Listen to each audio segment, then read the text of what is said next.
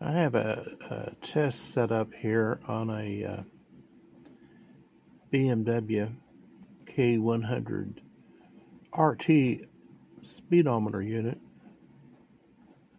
It's simulating the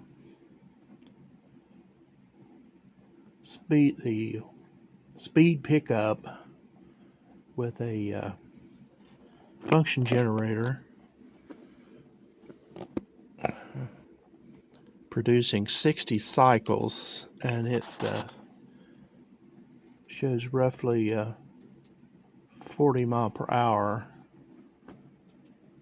at that simulated speed.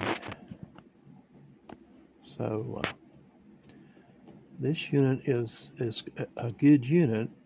I've tested it on the motorcycle, but it doesn't fit mine because the fuel gauge is different on this newer model. But the speedometer and odometer works fine.